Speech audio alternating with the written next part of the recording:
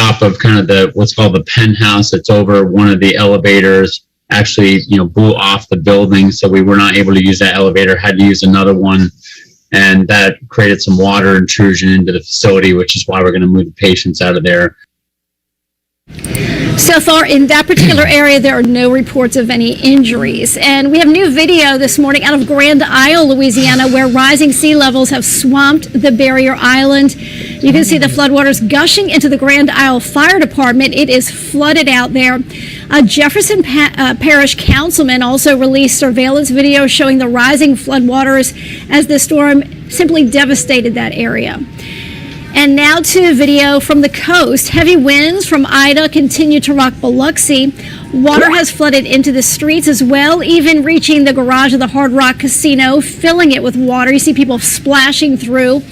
We'll keep you updated on the Gulf Coast as we wait for more video to come in.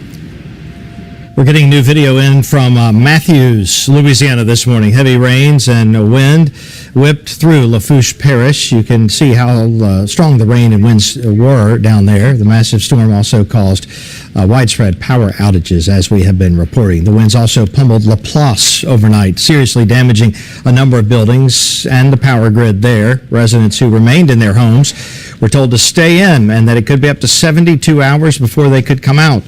Multiple roads are closed across Laplace due to flooding and down to power lines. Parts of buildings have been ripped apart as the storm continued to rage through there. There are reports of people trapped in upper floors of their homes, some even taking refuge in their attics. Efforts are underway to rescue all who might be trapped. Oh, that proof is coming. Hurricane Ida tore route and say goodbye to WLBT. Of course, she's going to our sister station, WBTV, and we wish her all the luck, and we appreciate everything that she did for us here today to get us through the overnight period. Right now, at 7:35 here on WLBT Fox 40, myself, meteorologist Patrick Ellis, and meteorologist Peyton Garrison together now, and going to get you through the rest of the morning hours here, along with the rest of the crew, everybody out in the field as well. Here's a look at some of the pictures again coming in this morning. Wilda Martin sending this picture in Smithville of a chicken house. And we've also had Jerry Compton send this picture in also from Smithville of a tree obviously going through his house and the other part of the tree falling on the other side. Eric Fuller in Wesson showing this picture of a tree. And this one, again, we got just not too long ago, Cassandra Holmes sending this picture in from northeastern Pike County showing a tree that has fallen on a power line that's right there. And the tree then also fell on a carport, on a house. You see the two cars there underneath the carport. Don't know the extent of the damages to the car, but obviously not a good situation there. Again, if you do have pictures and can send them to us safely, you can do that using the free First Alert Weather app. Make sure you use put your full name and also your location so we know which was, and it can pass that along to the National Weather Service. Man, I'll tell you what, it's coming down in torrents this morning here in Metro Jackson. We've had the winds kind of up and down throughout the morning hours. Generally, we have been consistently gusting to around 30 to 40 miles per hour. That has been the going rate over the last couple of hours. I would not be surprised here in the next hour or so. Maybe we get a random gust to about 50 miles per hour between now and about 9 o'clock this morning as this next batch of heavy rainfall starts to lift farther north. We're in the 70s. That's where they're going to stay throughout the day, folks. That's not going to be the issue, though. The issue is the loss of power, which we have seen that already this morning. Over 130,000 customers statewide now without power. And you may be next. You never know at this point because it is going to come at random. I was looking at the energy grids. A lot of the metro in the city is fine. We're seeing some of the outlying spots, seeing some of the issues even down towards South Jackson as well.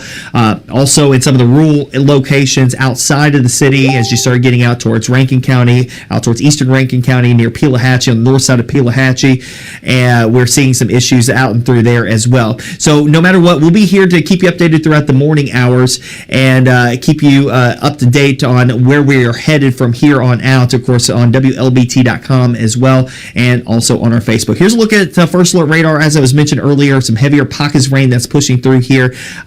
There's your band number 1, band number 2. These two bands are where we're seeing the flash flooding. You see the flash flood warning has been extended to include all of Simpson County and a good chunk of Copiah County. Nothing going on down in southwest Mississippi, and the reasoning why partially is because that drier air is filtering in. You see one red box down to the south. That is a tornado warning, actually two tornado warnings, one for far eastern portions of Jackson County, another one for Harrison County that does include the city of Gulfport and Biloxi.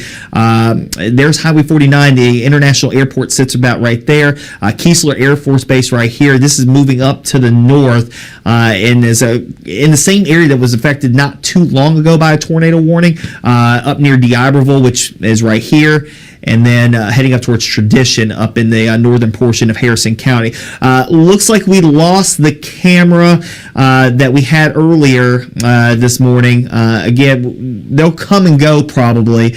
This is the one that was in Macomb, so probably lost the power there in Macomb. This is a look at Highway 49 and Collins.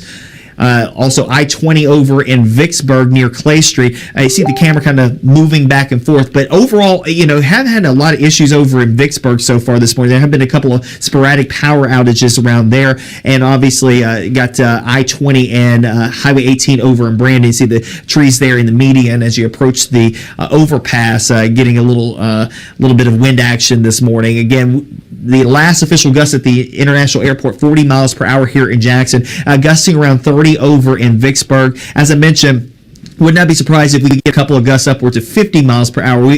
As this band has been kind of gradually lifting northward, we've seen more and more power outages kind of stacking up as the whole thing lifts farther north this morning. So that's going to be another thing that we just kind of keep an eye on, because I think that there will be some pockets of very heavy rainfall that will also lead up to the pockets of wind issues moving forward. Hopefully, I haven't seen a lot of wind problems. I did see a report from Shiloh Road over in Brandon near the park.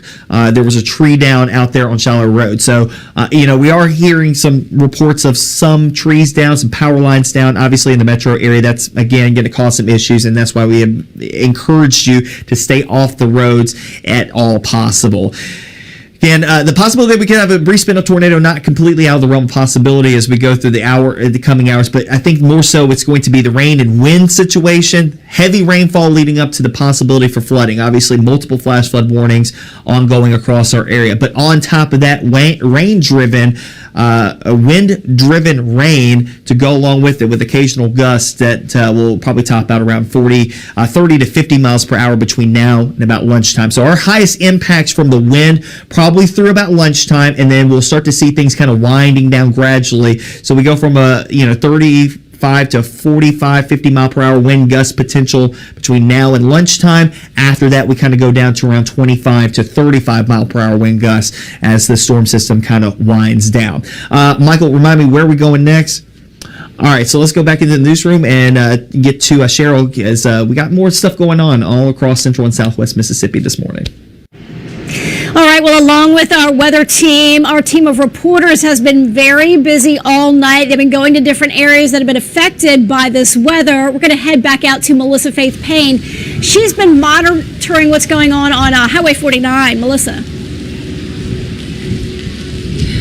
Patrick said it best when he said the wind-driven rain. That's exactly what it is out here. So we're along Highway 49 here in Florence, and this is kind of where we have been for a while. We actually broke down just a few moments ago and drove some of these areas out here. We got lots of reports of power outages out in this area, so we wanted to ride through some of the neighborhoods just to get a feel for what was happening out here. Mostly, honestly, I'm going to tell you, the power is actually on in many of the neighborhoods back here where we are. We did see some branches along the road. You could see where there had been debris in the roadways. And this is the road that we went down a little bit earlier. But for the most part, you can see that lights are still on. People are still traveling out this way. But look at that rain and how the wind is picking up and literally just driving that rain out this way. It has been consistently like this all evening long. A little bit earlier, one of the signs from one of the gas stations across the street actually was ripped off one of the poles and came flying in our direction. And that's just how strong these gusts of wind have been. For the most part, though, we haven't seen any damage. You know, if you just saw that car drive by, so much ponding on the road out here, so much water. We almost hydroplaned several hours ago when we were driving down 49, actually. So if you are out on the roadways, and you should not be, but if you are on the road, you definitely need to take it slow. You definitely need to take it slow and watch where you're going. The rain, though, is very consistent out here, but again, along 49 where we are, and again, we're in the Florence area, still power along this way. The gas station where we are, it was initially closed, but they've just opened up its doors just a few moments ago.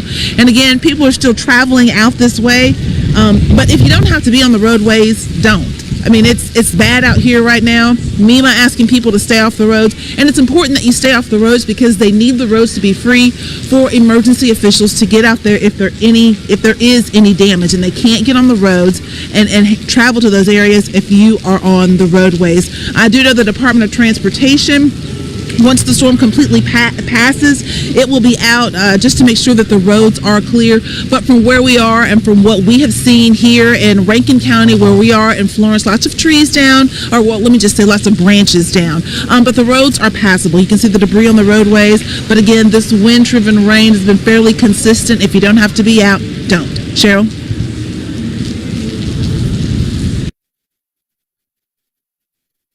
Tracking Ida all morning long. It made landfall yesterday as a major Category 4 hurricane. Thankfully, by the time it got to our area, it has weakened quite a bit. Now only a tropical storm, but it's still packing a punch across most of the area with the rain, with the wind, and we're still going to be watching out for that possibility for a brief tornado, although that risk definitely looks a little bit higher farther out to the east of us where they have that tornado watch in effect. Right now, here's a live look at Tropical Storm Ida. Definitely not seeing as much as the high cloud tops, but still producing some pretty heavy rain across the area along with some of those winds. Right now, sustained winds within the system moving 45 miles per hour, moving to the north at around 8 miles per hour. Looking at the power outages right now, we're still looking at just over 131,000 customers across the entire state of Mississippi without power at this time, being really focused along the I-55 corridor where the center of circulation has really been trying to push right along I-55. Here in Rankin County, or out in Rankin County, we have just over 4,000 customers now without power. Hines, without over 5,000 customers without power. And you can really see over 5,000 customers without power within Copiah, Lincoln, Pike, Emmett County, right along I-55, like I just mentioned, where that center of circulation has been tracking northward. And it's going to continue to push northward. It hasn't made it quite as far north as to the Jackson Metro. So we could start to see those numbers climb even more, especially out towards Madison County. They're just looking at just over 1,000 customers without power. I wouldn't be surprised if that continues to climb as